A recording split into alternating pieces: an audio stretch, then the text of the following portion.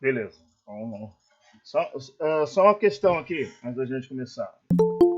Ah, vocês, você pelo Carlos aí, vocês trabalham na área já de sistemas, na área de suporte?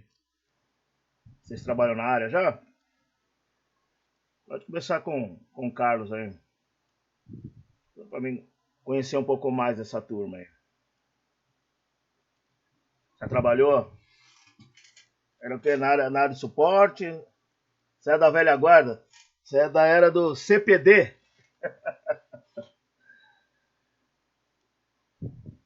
Mainframe. Ah, mainframe.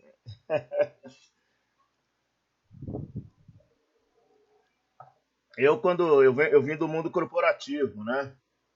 Fiquei 22 anos no mundo corporativo, claro, eu atuei na área de finanças, né? Fui gerente de crédito e cobrança, fui coordenador de tesouraria, fui auditor, enfim. Trabalhei em grandes empresas, trabalhei na Goodyear, trabalhei na Bolsa de Valores, trabalhei em rede de varejo, uma grande rede de varejo nos anos 90, né? A rede Zacarias de Pneus. Trabalhei também numa loja antiga, quem é da minha geração, mais de 40 anos, vai lembrar da loja Zarapuã, trabalhei na loja Zarapuã, né? E peguei bem esse ciclo, né? Por exemplo, eu trabalhei, eu era do setor financeiro quando nós tivemos que implantar o Windows 95, né? Que era o grande desafio, deu muito problema.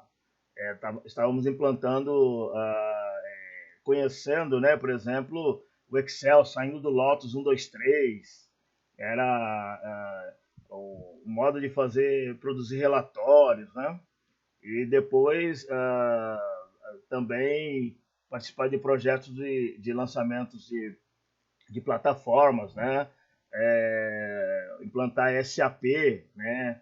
SAP é muito bom para a indústria, no varejo já não é tão bom, mas fazer um processo de implantação, sistema operacional siglo, enfim, todos esses processos. E uma das coisas que nós mais percebíamos, né?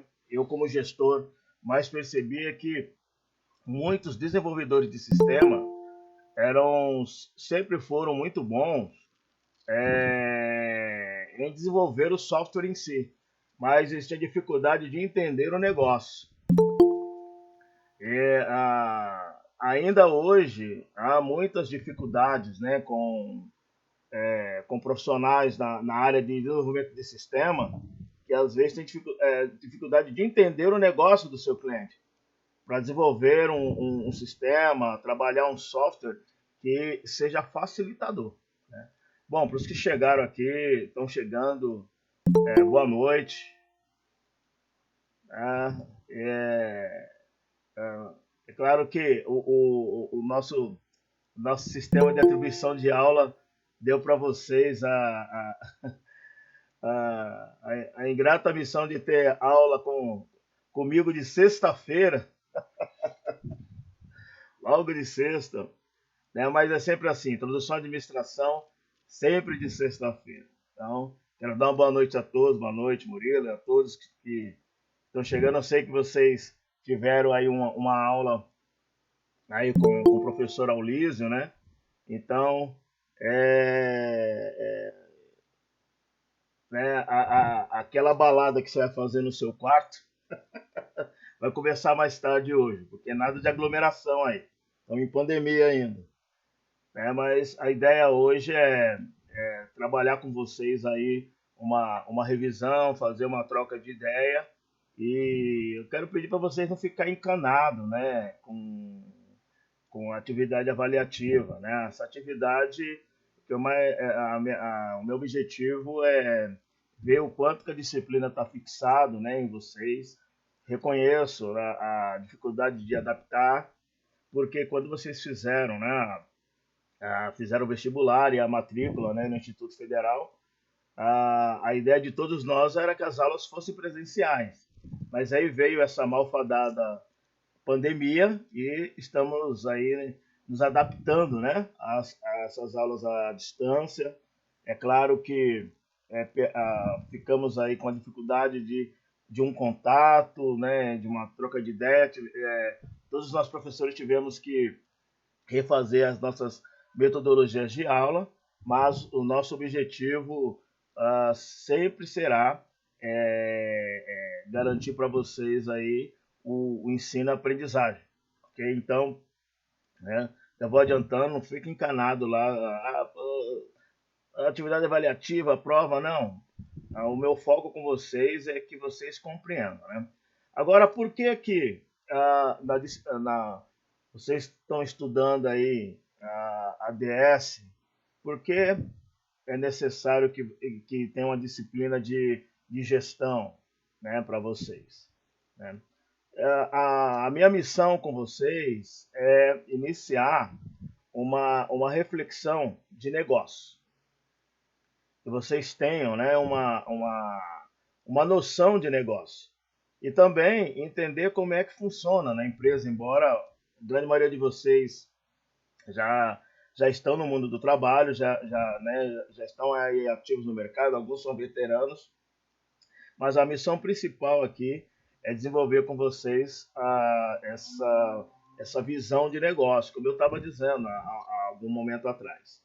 Quando eu era gestor de empresa, a maior dificuldade que eu notava com os profissionais da área de sistemas é que quando nós íamos desenvolver alguma coisa, pedir algum software, algum desenvolvimento de sistema, eu percebia que faltava para aquele profissional que era muito bom em desenvolver um software, faltava para ele entender o negócio. Não vou dizer que você é obrigado a entender de todas as áreas de negócio, mas tem que perceber o seguinte, que a sua área ela é uma área de apoio e você vai funcionar como facilitador. Então é importante você compreender, né, quais são as dinâmicas e mecanismos de mercado, né? Esse primeiro momento, eu quis trabalhar com vocês os aspectos, né, históricos e também os aspectos fundamentos dos conceitos de gestão. E aí, no segundo momento, eu vou já trabalhar com vocês algumas técnicas de gestão, né, mais aplicadas. E a minha ideia é desenvolver com vocês aí, dialogar a disciplina com a área de vocês. Então, vou sempre buscar, né, como é que, na realidade, desenvolvimento de sistema conversa com a área de administração, com a área de gestão. Então, como está para vocês aqui, então, começando a nossa revisão, então, quando se fala em administração, né, existem uma infinidade de definições. Se vocês buscarem, jogarem aí no santo Google, né, que deixou todo mundo inteligente aí nos tempos para trás. Mas, enfim, qualquer livro básico de administração vai trazer definições muito parecidas com esta, né? Mas antes da gente comentar a definição, né, eu gosto muito da terminologia de administração no inglês, que é management. Por que eu gosto? Porque, na realidade, management é ali man, mas não fazendo uma questão de segregação de homem, não. Man está falando ali de ser humano, de humanidade. É que tudo só pode ser transformado, tudo só pode ser criado, tudo só pode ser desenvolvido por um ser humano. Por isso que na terminologia em inglês, né, é aquele ser humano propenso a negócio, management, né? Então, por isso que a administração, né, ele lida o quê? Com objetivos, ok, que se pretende alcançar. Então, um dos primeiros aspectos de administração é Planejamento. Agora, planejamento, nós vamos ver ao longo do curso, né? Que planejamento, ele trabalha, né, com alguns aspectos ligados ao tempo, né? Se a administração está ligada a planejamento, por quê? Porque toda empresa ela precisa se preocupar com a continuidade do negócio. O que significa isso? A empresa ela tem que perguntar para si como o produto dela e ela também estará daqui 10 anos. Ou seja, em 10 anos ocorre algumas mudanças e ocorrem alguns fatos previsíveis. Então, quais são os fatos previsíveis que podem ocorrer em 10 anos? Vou dar um exemplo para você. Daqui 10 anos, em 2030, com certeza, vão ocorrer mais 2 eleições municipais, 2 eleições gerais, né, presidente, governador e deputados e senadores, pelo menos mais 2 Copas do Mundo, pelo menos mais 2 Olimpíadas, ok? Então, e com certeza também você estará 10 anos mais velho, se você estiver vivo até lá. Brincadeira à parte. Né? Outra coisa que pode ocorrer também aí em 10 anos, né? O Palmeiras ser campeão várias vezes. É um fato corriqueiro que vai acontecer. É natural. Né? Agora, uma empresa, né? Falando agora um pouco mais sério, uma empresa ela tem que entender o seguinte. Imagine aqui, talvez quem tiver mais de 40 anos, né, vai lembrar. Em 1980, vamos voltar aí 40 anos no tempo. Em 1980, né, existia 2 produtos que vendiam muito no mercado. Tinha 2 produtos que um estava muito presente em todos os lares e o outro estava presente em todas as empresas. Um produto chamado enceradeira e um outro produto chamado máquina de escrever. Nos anos 80, em 1980, a maioria dos lares tinha esse produto chamado enceradeira. Por quê? Porque o tipo de piso que tinham nas casas se utilizava esse produto enceradeira para deixar, né, tudo brilhando. E em todas as empresas, né, tinha lá a chamada máquina de escrever, Olivetti, Facite. Eu mesmo, né, a minha primeira faculdade, quando eu terminei, a minha tese foi datilografada, 80 páginas datilografada numa linha 98 da Olivetti, né? Coisas do século passado. Agora vem cá, já em 1990, né, esses produtos já estavam, já tinha ficado obsoleto, a enceradeira já tinha ficado obsoleta já. Em 1990, as máquinas de escrever, a maioria das empresas já tinha substituído a máquina de escrever, né? Algumas tinham colocado a máquina eletrônica e alguns já estavam colocando já alguns computadores básicos. Quando chegou no ano 2000, em nenhuma casa, passado 20 anos, em nenhuma casa tinha mais enceradeira e nenhuma empresa tinha mais máquina de datilografar. Porque, na realidade, tinha ocorrido algumas mudanças. Então, ou seja, ocorrem mudanças culturais, ocorrem mudanças tecnológicas, e a principal são as mudanças tecnológicas. E na área que vocês estão trabalhando, as mudanças tecnológicas, né, elas saíram de um patamar há 40 anos de mudança de 10 em 10 anos para hoje de mudança de meses, porque são áreas muito dinâmicas. Né? Então, quando fala que a administração precisa de planejamento, exatamente porque a empresa tem que entender como é que ela estará no horizonte do tempo. Então, chama isso de planejamento estratégico. Planejamento estratégico é como a empresa ela se vê e pretende alcançar os objetivos aí para os próximos 10 anos.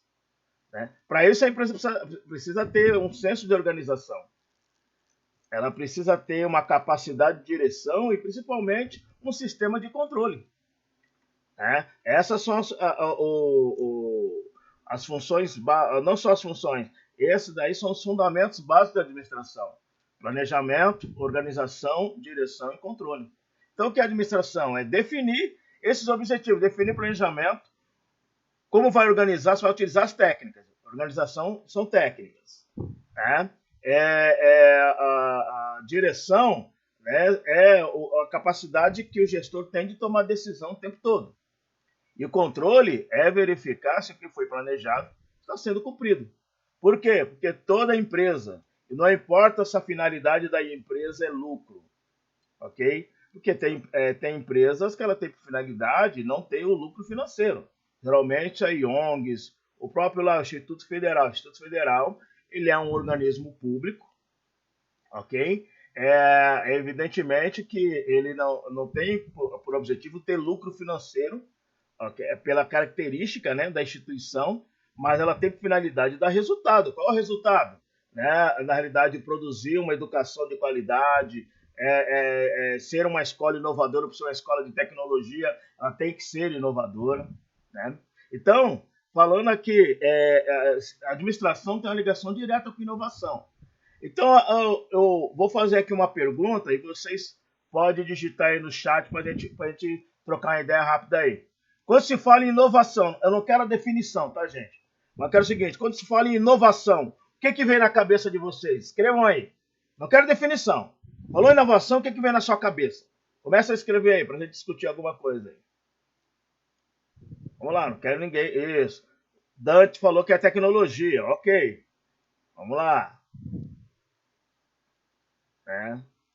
E está correto. Inovação tem tudo a ver com tecnologia. O Iago está falando de startup. Ou seja, negócios inovadores. Muito bem, Iago. Então, tecnologia, startup. Né? Gustavo, novas ideias. Exatamente. Né? Tudo está ligado. É uma teia. O Migato falou, não, criatividade. Exatamente. Né? Inovação vai nessa linha. O que mais? Vamos lá, vamos animar. Sexta-feira. Né? Pega o seu copinho aí, o meu copinho de suco de laranja. Bora tomar uma. Tomar uma, né? A minha uma aqui é suco de laranja. A minha é água. Eu tenho que estar sóbrio para dar aula para vocês aí. Bom, uma questão importante de inovação, uma das melhores definições, agora falando de definição, tudo que vocês falaram está correto. O que vocês falaram são as características de inovação. Né? Criatividade, startup, tecnologia, novas ideias, exatamente. Né? Por exemplo, quando se fala em startup, quando você vai criar uma startup, qual a pergunta que tem que se fazer quando vai criar uma startup? Que problema eu posso resolver? Porque, afinal de contas, né, quando se pensar, por exemplo, em administração de vendas, né? Então, o que é vender? Venda é resolver o problema do consumidor. Então, se o consumidor está com fome, como ele resolve o problema desse? Né? Comendo alguma coisa. E aí as empresas de alimentação vão resolver os problemas, né, desse consumidor que está com fome ofertando seus produtos alimentícios. Quem tem necessidade, algum problema latente, a startup, exatamente, startup é um encontro. Eu vim facilitar. Startup é um facilitador de acesso, é um facilitador de negócios, é um facilitador de trazendo aí novas ideias. Então, na definição, inovação, o que é inovação? Inovação é mudança de comportamento. Mas comportamento de quem? Comportamento do comprador e comportamento do vendedor. Quando o vendedor e o comprador mudaram o seu comportamento, houve inovação. Por isso que nem tudo que é invento é inovação, porque aquilo que é uma invenção, ele tem que se tornar negócio e esse negócio tem que inovar. Há um economista que viveu no século passado, nos anos 30, 40, chamava Johann Schumpeter. Né? Lá quando você estiver terminando o curso, eu vou dar aula para vocês de novo de empreendedorismo e lá vou falar melhor sobre Johann Schumpeter. O Schumpeter falava que inovação é uma destruição tecnológica. É quando um produto mata o outro. É o que o computador fez, por exemplo, com a máquina de escrever, de datilografar. Ele destrói, ele torna obsoleto. Então, quando um produto torna outro obsoleto, houve uma destruição tecnológica. É o que os celulares de hoje, né, os smartphones, né, fizeram, por exemplo, com os celulares ali dos anos 90. Não, quem vai se lembrar, o meu primeiro celular que eu tive foi em 1996, era um BCP, que acho que pesava uns 30 quilos, eu ficava penso assim.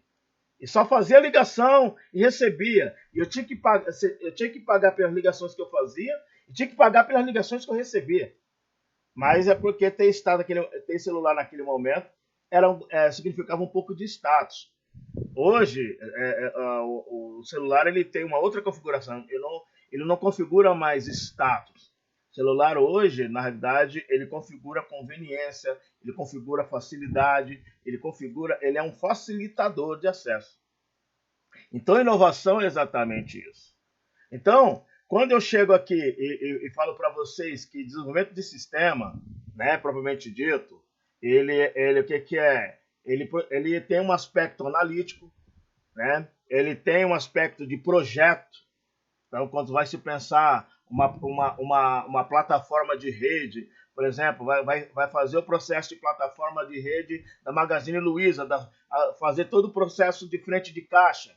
Então, quando vai fazer o processo de frente de caixa, está envolvendo o que, gente? Está envolvendo ali a questão logística, né? Está envolvendo ali a questão financeira, está envolvendo ali a questão comercial. Por quê? Porque, na realidade, vendeu lá um ventilador na Magazine Luiza. Então, o sistema já tem que informar na logística que vai retirar aquele ventilador do estoque, já vai gerar informação para a área de suprimento, né, que vai precisar repor aquele produto. Enfim, você tem uma cadeia de informação. Então, por isso que sistema é análise, projeto, é documentação, porque tem que dar o suporte contábil, né? É um processo de implementação. Então, ou seja, esse software que vocês desenvolvem tem essa capacidade de ser um facilitador para as operações da empresa. Então, se a área de sistema ele tem essa capacidade de ser um facilitador para as operações da empresa, evidentemente que o analista tem que ter alguma visão de negócio. Então, por isso que vocês estudam administração no curso de vocês. Então, essa é a relação que há entre administração e ADS,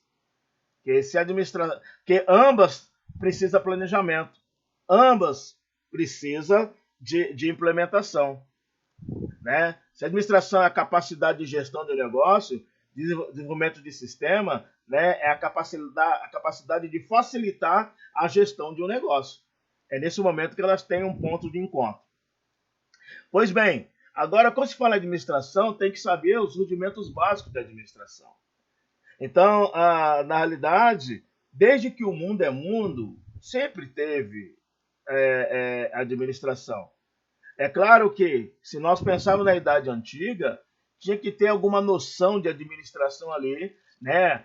Exatamente para controlar os rebanhos, ou seja, quando o mundo era agrícola, né? Quando 80% do mundo ele era agrícola, então o período agrícola do mundo, a parte forte foi ali na Idade Antiga, mas se você pegar a Idade Média até o início da Revolução Industrial, ainda tinha muito ali um aspecto agrícola, né, nas sociedades mundiais.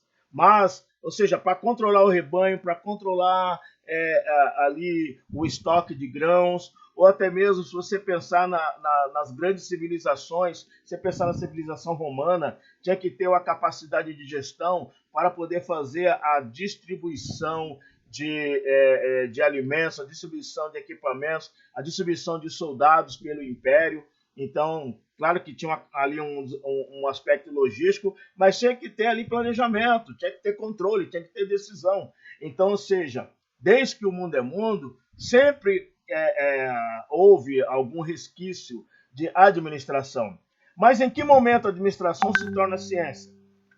Né? Essa é a percepção que precisa ter. Então, ou seja, quando você faz um recorte ali a partir de 1776, né, então, antes disso, nós temos ali o ciclo das navegações, né? O ciclo das navegações que houve na Europa, né? Na realidade, começou a haver um intenso comércio, né? Quer dizer, sempre houve comércio no mundo inteiro. Comércio é um fenômeno de mais de 5 mil anos, né?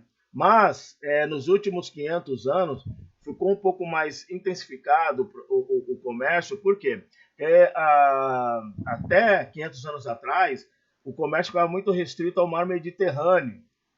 Então, era a Europa com o Oriente Médio e com o Oriente, ali a região da China, chamado o caminho a Rota da Seda, né? Quem assistiu, por exemplo, aquele seriado Marco Polo, que tem na Netflix, mostra um pouquinho como funcionava essa questão da Rota da Seda e como que a Europa comercializava, né, com o Oriente, né, a partir dos portos de Veneza ali, né? Mas por causa da questão de guerra, quando os turcos otomanos tomam aquele porto, tiveram que começar a utilizar o Oceano Atlântico. O Oceano Atlântico não era utilizado como rota comercial. Então, quando os portugueses desenvolvem ali uma nova tecnologia de navegação, que era a navegação por meio de velas, qual o diferencial? Com a navegação por meio de velas não era mais necessário as galeras. O que eram as galeras? Galeras era ali que ficava aquele monte de homem, geralmente escravo, na parte sub do navios, e eles ficavam remando, né? E geralmente morriam lá, mas o navio ele ia muito lento. Com as velas, com a força do vento, os navios ganharam mais velocidade. E somado a isso, né, os portugueses aperfeiçoaram uma invenção árabe que era a bússola. Então, com isso daí, eles puderam desbravar novos mares. Nesse desbravamento, criou-se uma nova rota comercial. E qual foi o diferencial? Ao chegar na América, eles encontraram, principalmente os espanhóis, encontraram ouro farto. E também, chegando na Índia, então você teve na Europa uma entrada de muito metal e uma entrada também de muitos produtos vindo da Índia e da China, então teve um intenso comércio. Isso ficou conhecido como o mercantilismo e depois o metalismo. Esses dois fatores, mercantilismo e metalismo, e também com a mudança da mentalidade que ocorre na Europa, fruto da Revolução Protestante, que mudou o pensamento sobre o trabalho ele deixa de ser maldição e o trabalho passa a ser algo prazeroso a partir da nova mentalidade, né, que a Revolução Protestante provocou. Aí você tem nos países do norte da Europa, os países centro-norte, então os países de língua anglo-saxã, ingleses, holandeses, alemães, né, um pouco dos nórdicos. Esses países aí, eles com essa nova mentalidade e também se aproveitando dos recursos que começavam a circular na Europa, começa a ter um resquício ali de uma pequena revolução. Então começa ali a chamada Revolução Industrial 1.0. Então é quando é desenvolvida a máquina a vapor. Essa máquina a vapor possibilita com que as máquinas elas começam a transformar o primeiro produto industrializado de uma forma mais efetiva, que foi a indústria têxtil. Então, a chamada manufaturas. Então, com esses maquinários, né, começou a ser desenvolvido ali novos maquinários, foi desenvolvido também a nova mentalidade, e aí, ou seja, começou a haver uma migração das pessoas do campo para a cidade, porque pegavam ali os chamados artesão e botavam esses artesão, né? Então tinha lá um artesão que fazia um sapato por dia. Você juntava 1000 artesãos que faziam sapato, você começou a ter produção de 1000 sapatos por dia. Então, tudo isso por causa desses maquinários. Com o avanço tecnológico, da máquina a vapor, ou seja, que gerava a força mecânica a partir do vapor d'água, né? Foi desenvolvido depois o sistema de motor ali com diesel, né?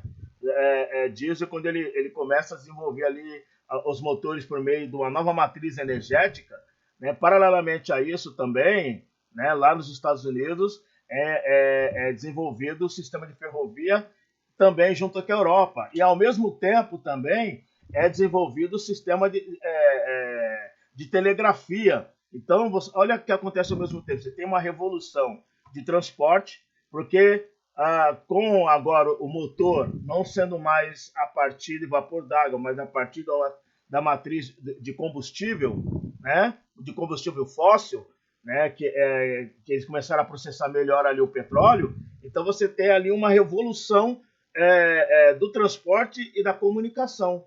Com isso, há um deslocamento muito forte das pessoas do campo para as cidades, sobretudo na Inglaterra, muito mais que na Alemanha, muito mais que na França, e muito forte na Inglaterra e depois, no momento, nos Estados Unidos. Com isso, nós começamos já chegando no século XIX, já entramos na Revolução Industrial 2.0, que é a era da produção em massa. Só que aí o que acontece? Quando começa a ter uma grande produção em massa, né, um dos grandes gargalos das empresas era o problema do desperdício. Por quê? Porque na realidade não existia um padrão de produção. Cada trabalhador criava seu método. Então imagina uma empresa que tinha 1.000 pessoas no chão de fábrica, você tinha 1.000 processos diferentes.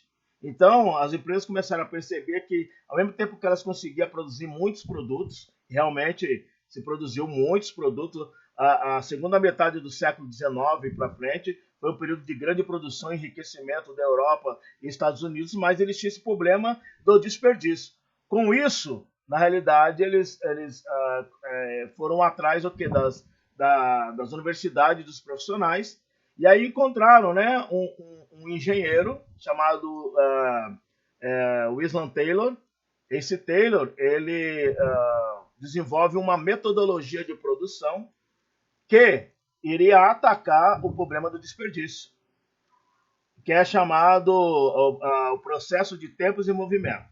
Né? É claro que, por exemplo, né, se o Marcos Tunin estivesse na sala agora, ele seria o meu cobaia, né, para utilizar um método de Taylor. Né? Ele tá na foto dele aqui, ele está com a camisa de abotoar. Então, ou seja, se eu fizer aqui uma brincadeira com vocês, se vocês chegar o seguinte, eu vou imaginar que o Marcos Tonin desabotou a camisa. Eu falo para ele, olha, abotou agora a camisa de baixo para cima. E vou marcar quanto tempo. Aí depois eu faço uma outra metodologia. Agora desabotou tudo, agora abotoa de cima para baixo. E vou marcar quanto tempo.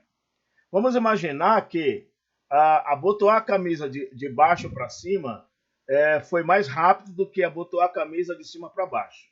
Então, qual é o método mais eficiente? Abotoar a camisa de baixo para cima. Foi o que Taylor fez. Taylor pegou ali um cara chamado Smith, falou, Smith, não pense, apenas faça. E ele percebeu o seguinte, se eu pegar funções complexas e transformar funções complexas em várias outras funções bem simples, eu consigo chegar a um resultado e combater o desperdício. E foi exatamente isso que Taylor fez. Taylor criou um processo de tempos e movimento, partindo do chão de fábrica, sendo o processo simples. É claro que com isso ele tira toda a autonomia do trabalhador. O trabalhador só passa a fazer aquilo que está determinado, né? Então, com isso daí, qual o resultado que foi produzido? O resultado que foi produzido é que, de fato, houve uma diminuição do desperdício e aumentou a produtividade da empresa, ok? Mas acabou gerando uma rotatividade de profissionais muito grande, porque os profissionais não precisavam ser muito qualificados, basta ser especializado. Mas aí por que ele é um dos pais da administração? Porque ele desenvolve, quando a administração se torna ciência. Ele escreve um livro chamado Administração Científica, em que ele explica, né, o processo de administração por meio de tempos e movimentos. Né? Então está aqui nessa era da produção em massa. Ao mesmo tempo, né, tinha um outro engenheiro chamado Fayol. Fayol, na realidade, é chamado pai da administração. Por quê?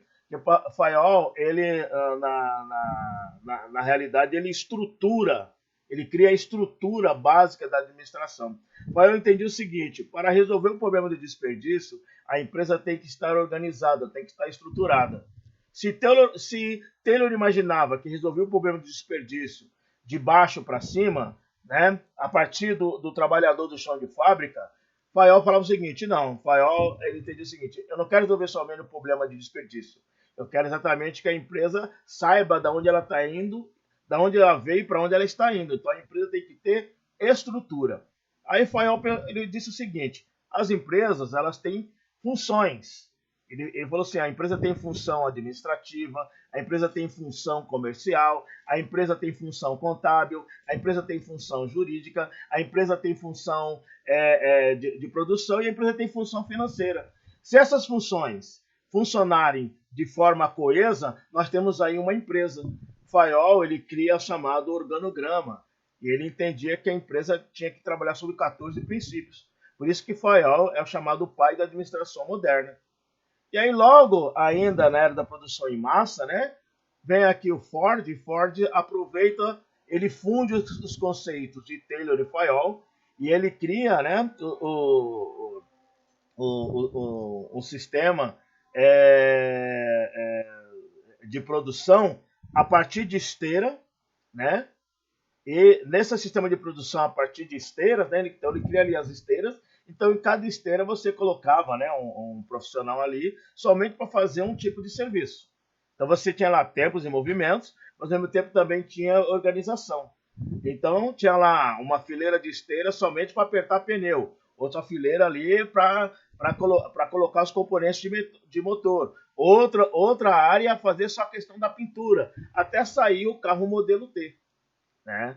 Então, com Ford, né, ele vai criar essa teoria dele. Se você colocar no Google aí aquele filme Tempos Modernos de Chaplin, mostra muito bem isso. O profissional ele só sabia executar, não pensava. Mas, no final das contas, né, qual a contribuição boa de Ford? Ford pensou o seguinte: eu aumento a produção, coloco bastante produto no mercado e remunero bem o meu funcionário. Ele passou por exemplo, a pagar $5 por dia. $5 por dia, gente, na década de 20, era um salário muito legal e que propiciava todo o trabalhador, né, da Ford a ter um carro Ford, que é aquele modelo T preto. Né? Só que o que acontece? Ainda nessa era da produção em massa, né, esse período de 1920, 1960, nós vamos ter no meio ainda na área da produção em massa, vamos ter aqui a área de eficiência. O que acontecia? Existia muito turnover. O que é turnover? Muita troca de funcionário. Porque na era da produção em massa, eles criaram o conceito de homos econômicos, que eles falavam o seguinte: não, o trabalhador só quer dinheiro, não quer mais nada. Só que aí, o que acontecia? O trabalhador ele tinha salário, ele tinha carro, tinha casa, mas o trabalhador estava saindo do serviço e alguns estavam se matando. Existia uma certa tristeza entre os trabalhadores ali, tanto na Inglaterra como nos Estados Unidos, que eram os dois grandes polos industriais do mundo naquele momento. E aí fizeram a grande pergunta: por que exatamente está ocorrendo isso? Por que muito trabalhador está trocando de emprego? Ou por que até muito trabalhador está se matando? Né? E aí foram para as universidades, e nas universidades ali os psicólogos do trabalho começaram a fazer pesquisa. E aí, por que chamada era da eficiência? Porque na realidade o que acontece? Começaram a perceber que o trabalhador eficiente é aquele trabalhador que ele vai produzir, mas também preocupado com as questões das relações sociais. Então nós vamos ter aqui com Elton Mayo, né, a experiência de Hawthorne, né, que ele desenvolve a teoria das relações humanas. E nessa experiência de Hawthorne, como vocês viram na aula, né, anterior, que é uma experiência que é aplicada e que se percebe que quando há uma interação social dentro da empresa, se melhora a produtividade.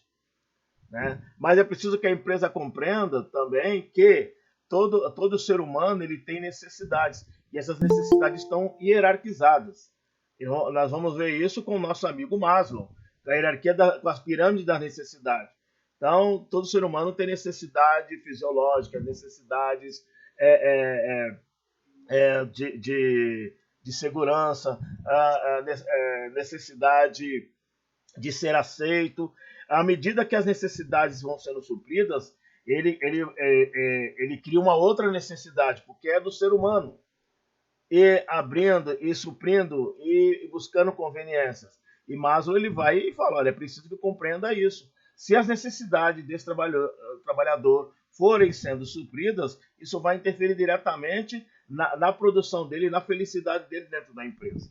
né? Mas aí, né, vem aqui o Herzberg e fala o seguinte: olha, mas o trabalhador precisa estar contente, né, com a sua função, precisa estar contente também com a empresa que trabalha. Então, o Herzberg cria a chamada teoria dos dois fatores. Então, se o trabalhador, né, estiver contente, né, com a sua profissão e também contente com a sua empresa, né, você tem o casamento perfeito, né, para gerar a produtividade que a empresa espera. Mas aí as empresas começaram a perguntar o seguinte: mas vem cá, quem é o trabalhador ideal? Que trabalhador eu preciso? As empresas fizeram essa pergunta. Aí vem aqui McGregor e cria a chamada teoria do X e Y, em que ele estabelece aquele trabalhador ideal, que ele chama de Y, e estabelece o trabalhador relapso, que ele chama de X. O trabalhador X é aquele que não tem criatividade, que não tem proatividade, né? Já o trabalhador Y, né, é aquele trabalhador proativo, aquele trabalhador que na realidade ele promove a empresa, aquele trabalhador que na realidade não está conformado com a situação, né? Então por isso que é chamado era da eficiência. Essa era da eficiência, né, ela vai e atravessa o período da Segunda Guerra Mundial. Quando termina a Segunda Guerra Mundial, o mundo ocidental está em produção máxima. Por causa da guerra, começou a ter muita produção industrial para poder sustentar a guerra. Quando termina a guerra, você não podia parar essa produção, né? Já que não podia parar essa produção, o mundo continuou produzindo muito, mas começou a ter de novo o problema de desperdício. E por que é novos modelos de gestão? Porque, na realidade, pós-guerra, quando os japoneses começam a se reconstruir, os japoneses percebiam que eles tinham que saber jogar com o novo modelo de negócio do mundo, mas eles não tinham tantos recursos disponíveis. Então, eles tinham que aproveitar os poucos recursos disponíveis que eles tinham. Então, qual é a grande sacada do toyotismo? Na realidade, né, e nós vamos estudar isso mais para frente, no toyotismo é quando começa a se produzir, ok? Sabendo regular muito bem o processo de estoque. Claro que lá em Ford já tinha essa questão de uma boa regulação de estoque, mas aí o toyotismo cria o processo de estoque carregado, ou seja, na realidade eu só produzo conforme o pedido, então trabalho com estoque mínimo, né? Cria-se processos de controle e começa ali o processo de automação, que nesse exatamente momento já tinha sido inventado, né, o primeiro computador, que é ENIAC. Então começa a ter acelerado o processo de automação, que é chamado processo Kanban, né, desenvolvido pelo toyotismo, né? E nesse outro novo modelo que entra também, começa a ter muitas empresas, né? Fica mais diversificada a concorrência. Então, por causa da ação empreendedora, começou a ter no mercado aqui, já nesse período aqui, da chamada era da eficiência, tá aqui nesse novo modelo de gestão. Essa era da eficiência, ela vem até aqui os anos 90, né? Com um processo empreendedor, e quando chega aqui, né, nesse momento aqui do terceiro milênio, né? Que é o que, gente? Que é a gestão virtual, que é a inteligência artificial, que é o processo de inovação, né? Então, eu fiz aqui um gráfico histórico para vocês. Algumas coisas não vamos estudar ainda, mas o que eu mostrar para vocês é qual que é a sacada aqui, gente? É perceber o quanto que a gestão, quanto que a administração, ela vai acompanhando a mudança de complexidade das empresas, as mudanças de complexidade, né, industrial e comercial. Hoje, nós não estamos mais na era industrial, estamos agora na era do serviço, na era da conveniência, né? Então, a administração, como é que ela vai lidar exatamente com isso? Ela vai lidar sabendo fazer uma boa gestão do fluxo de informações, né? Então, seja, bem rapidamente, foi o que nós trabalhamos até agora em nossa aula, esse aspecto mais histórico, né? Então, eu vou comentar com vocês aqui algumas perguntas. Opa, peraí, se eu só parar a apresentação, vou colocar outra apresentação aqui, só comentar rapidamente para vocês aqui um pouco das perguntas que eu estou fazendo para vocês aqui. Só um segundinho. Deixa eu só colocar aqui. Aqui. Ok, só responda para mim. Estão enxergando claramente aí tá em um Word, tá? Atividade avaliativa, tá enxergando? Só vão responder para mim, só para me ajudar aqui. A apresentação vocês estão conseguindo enxergar aqui, gente? Só me responda Estamos sim alguém. no Word. Estamos sim. Tranquilo. Bom, aí o que acontece? Né? Eu quis fazer. Qual é a dinâmica dessa atividade? Eu quero saber se o conceito está fixo para vocês. Então, por isso que eu estou utilizando o processo de múltipla escolha, né? Múltipla escolha, ou se não, processo de certo e errado. Qual o objetivo? Não estou pedindo reflexão, estou pedindo. São chamadas perguntas objetivas, para me ver se o conceito está tranquilo para vocês. Ok? Então, aqui a primeira pergunta, né? Vou trabalhar o aspecto histórico, né, de gestão. Né? Historicamente, a administração passou por uma transformação fundamental devido a um acontecimento que, como impacto, gerou crescimento de organizações e papapá. Aqui, gente, é o aspecto histórico, né? Já a pergunta 2, eu já estou entrando, quero saber se as teorias da administração estão claras para vocês. Né? Que teoria nós estudamos até agora? Nós estudamos, né, as teorias básicas da administração, estudamos a burocracia, a administração científica, a comportamental, né? Qual que nós não estudamos ainda? Não estudamos ainda a sistêmica. Então já dei um spoiler para vocês aqui, vocês já sabem que não é AD. Ok? É a única boa ação que eu vou fazer para vocês hoje. Né? Então, percebam aqui, né? Então, façam tranquilo a atividade, para depois postar. Mas, assim, essa atividade que eu estou colocando para vocês aqui está dentro, né, dessa revisão que eu fiz, do que nós estudamos até agora. Estudamos o quê? O aspecto histórico da administração.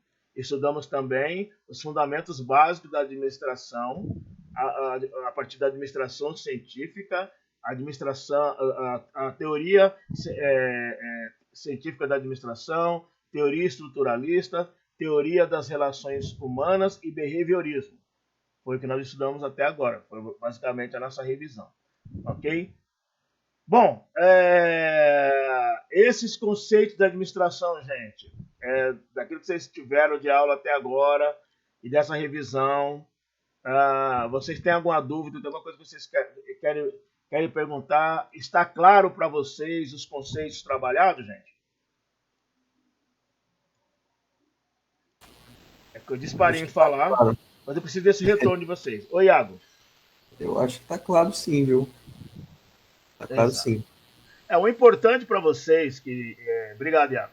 O importante para vocês, vou repetir, para vocês que estão na área de desenvolvimento de sistema, ok? O fundamental que vocês têm que refletir é o seguinte: eu estou estudando administração de empresa porque, primeiro, eu tenho que ter uma visão de negócio, tem que ter uma noção de negócio, ok? Já que você é um desenvolvedor de sistema, esse sistema só terá razão de ser, ok? Se ele for utilizado dentro de um negócio, dentro de uma organização. E uma organização só vai aceitar o seu produto se ele tiver utilidade. Produto sem utilidade não é aceito no mercado. Então, se ele tiver utilidade, ok? Então, ele vai entrar no processo de inovação. Vai entrar no processo de exatamente trabalhar a conveniência das empresas. Então, por isso que é importante você estudar administração e conhecer algumas técnicas de gestão, não só porque é na questão de desenvolvimento de produto, mas também porque em tudo se faz gestão. Você faz a gestão dos seus recursos pessoais, né? Você faz gestão do seu tempo, você faz gestão de departamento, quem já trabalha e se já chefia algum departamento, você faz gestão. Ou se for ter o seu startup, você terá que fazer gestão, porque essa startup lá na frente vai se tornar empresa, então precisa entender como é que funcionam os mecanismos de empresa, precisa entender como é que funcionam os mecanismos de mercado, precisa entender que o mercado tem lá o concorrente, tem cliente, tem fornecedor, tem governo, e tem que saber jogar, né, com aquilo que a Michael Porter falava, chamava de as forças do mercado. E as forças do mercado, na realidade, faz com que o administrador tenha que aprender a lidar com essas forças que agem contrariamente à empresa. Né? Então, essa é a natureza do porquê vocês estão estudando a administração. Ok? Então, todas essas... professor, aqui nessa atividade tem pegadinha? Não, pegadinha não ensina ninguém. Né? O que tem aqui são perguntas objetivas para saber se o conceito está claro para você. Então tem que fazer com calma. Você não precisa fazer correndo, não precisa fazer hoje. Porque não precisa postar hoje. Já percebi que eu dei um tempo bom para você postar, né, essa atividade avaliativa. O mais importante para mim é que esses conceitos básicos estudados até agora estejam claros para vocês. Ok? Então, é isso que eu queria fazer de revisão. Eu não vou precisar ficar comentando pergunta a pergunta aqui para vocês, mas todas aqui, gente, todas as perguntas aqui, né, todas as respostas foram dadas, né, dessa revisão dessa revisão de conceito que nós fizemos, ok? Para ficar tranquilo para vocês, essa revisão, evidentemente, se eu confirmar, estou gravando, que ontem dei aula, pensei que estava gravando e não estava, mas estou gravando, e entre 10 e meia e 11 horas já vai estar disponível lá na plataforma, tá? Essa aula gravada aqui, né, para te ajudar a fixar o conceito e também, né, para você fazer tranquilamente a atividade avaliativa. Ok, gente? Então, seria isso, né, essa nossa revisão. Eu desejo aí, né, se ninguém tiver nenhuma pergunta, eu desejo a todos aí um bom final de semana, um bom descanso. E cadê as mulheres dessa sala aqui? Só veio o homem, rapaz. Que é isso? Clube do Bolinha? É assim mesmo. Na área de vocês ainda é muito forte a presença masculina, né? Essa área é assim mesmo. Não isso daí desde a época da minha faculdade, né, na época da universidade, era quando a gente, aqui uma brincadeirinha, quando a gente queria fazer algum tipo lá na USP, a gente ia para o prédio da FAO, que era a Faculdade de Arquitetura e Urbanismo. Né? Porque... Professor, você já tem a data de entrega desse questionário? Não, então, esse questionário ele já está disponível, né? E eu deixei disponível para vocês fazer, né, até o dia 6 de dezembro. Estou dando aí uns 10, 12 dias para vocês fazerem. Então, quando você olhar na plataforma, você vai olhar lá no prazo de entrega, né? O prazo limite que eu estou colocando é 6 de dezembro. Então, por isso que eu não quero exatamente que vocês façam correndo, né?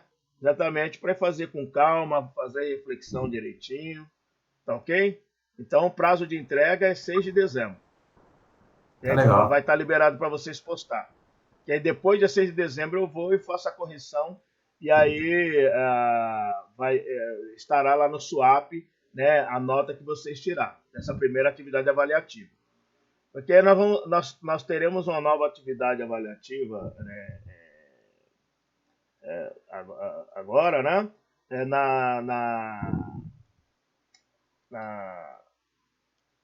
Na última semana de dezembro.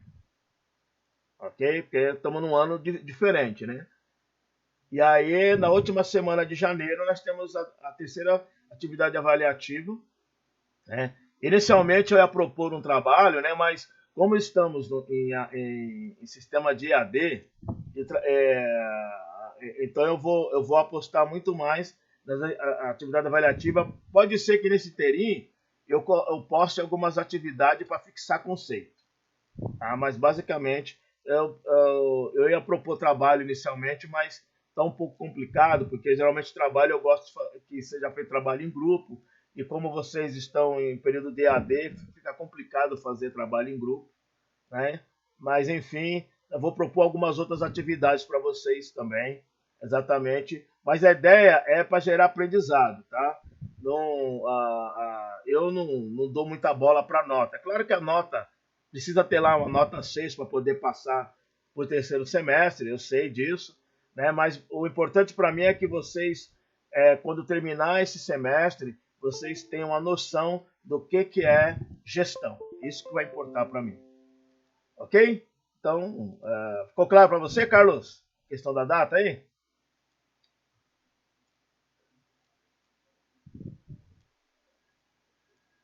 Bom, acho que sim. Eu creio que sim. Tranquilo, professor. Ficou assim. Tranquilo, e, gente, outra coisa. À medida que eu for postando os conteúdos, qualquer dúvida que vocês tiverem, pode deixar a mensagem lá, lá na plataforma no Moodle, né? E todo dia eu entro. Tá? Em algum momento do dia eu entro e respondo lá para vocês, tá ok? Eu estou à disposição. Só lamento a gente não ter, né, esse contato por causa aí da pandemia e estamos aí em aula EAD, mas vocês têm a liberdade de estar perguntando sobre a disciplina, de estar tirando dúvidas, ok? Estou à disposição de vocês aí. Então, eu desejo a vocês aí um ótimo final de semana e descansam, divirtam-se e dá-lhe porco. É isso aí. Valeu, brigadão, Freitas. É Valeu aí nóis. pela Valeu. explicação. Bom fim de semana aí. Você também, Água. Bom descanso aí. Valeu. Uma cerveja agora. Opa. Agora sim. Falou. Boa diversão a todos aí, gente. Bom descanso. Fiquem vivos. É. Valeu. Valeu. Até mais. Até mais.